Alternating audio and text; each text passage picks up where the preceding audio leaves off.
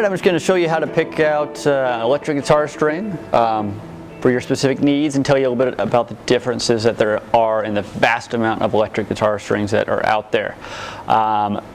First thing is string gauge. If you're a new player just beginning, you may want to just stick with something like a 9 to 42, which is the most common string that you would get on a guitar if you just purchased it. That's what a lot of manufacturers will use, or a 10 gauge string, which goes 10 to 46, which is just a little bit heavier, and it allows you to have a little bit more attack and control on the string. But the main thing is the thicker gauge of string you get, the tougher it becomes to bend the string, but the more pronounced the strings tends to sound, the longer it's going to sustain and vibrate. But also keep in mind, if you go too large, you're going to have to do some adjustments on the guitar. So you want to make sure you can do those. But if you usually go up or down one size, adjustments are not necessary to do. So beyond that, we'll show you a couple sets of strings to look at. A common pack is the D'Addario XL strings. Very popular manufacturer, probably the most popular electric guitar string out there. And you can get this in a variety of different gauges. This one is what we call like a hybrid gauge. It's 10 to 52. So normally electric string would go 10 to 46 in this gauge, but this is giving you lower, thicker strings on the low side. So if you're doing drop tunings, if you just want a heavier, deeper bass, then this is a great pack to get. They also have them in even some thicker sets, like 11 to 52 or 11 to 56. So that's a great option to do if you're doing some drop tunings. But they also make it in all the string gauges that you would want. D'Addario has now came out with an NYXL string, which is similar to the XL as far as sound, but it does not break as easy. It's a stronger string, especially the E string. If a lot of people will break that, it can be around 20 to 30% stronger than what you'll usually see in any guitar string out there. They also stay in tune easier as well. So if you want something that's going to hold the tune using a tremolo a lot, of course, the breaking the string aspect, this NYXL is an awesome string to try, and it's going to sound very similar to what the XLs sound like. Beyond that, we'd have the Ernie Ball Cobalts, again available in all gauges that you would want to request.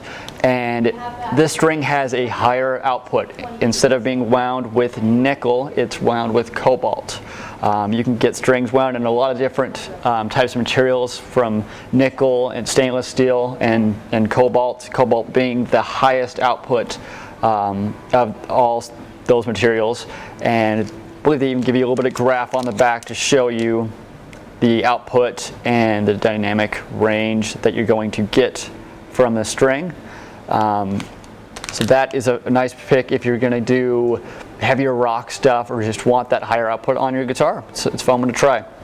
And then coated strings are a popular thing, especially with acoustic, but with electric as well, because you can have a string that lasts longer.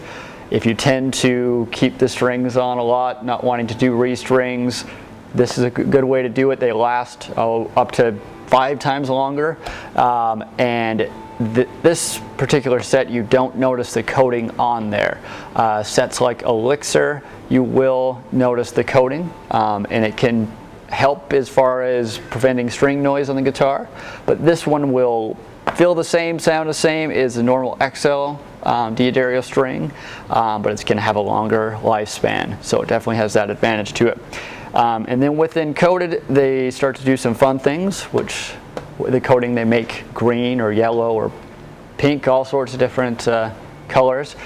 These actually will glow in a black light as well. So that's kind of a fun alternative. DR makes those. They're one of the few that do. They're, I believe, the first one to come out with that type of string that's colored for your guitar. So if you've chosen the pack of strings that you want to use, you would then obviously want to restring the guitar, and we'll give you just a quick idea of how to do a guitar.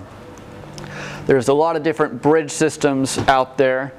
This one is fairly easy to work with. Tremolos will have to go behind the guitar, but this one you simply thread it through and then come back around. Now, main thing is to keep in mind we have too much string. There's way too much to be used on this guitar. So there's several ways to put them on, but I like to just go to about a peg and a half on this, cut it down, and simply wind the string around the post. We're just inserting a little bit of the tip there, and then continue with the windings below that. Make sure you got it aligned with the bridge.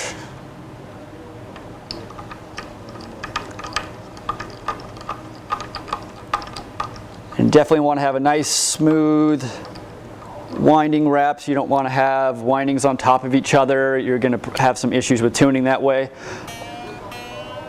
But if you only have about 2-3 wraps on the string, it's going to end up being a nice setup for you, and it's going to really work well.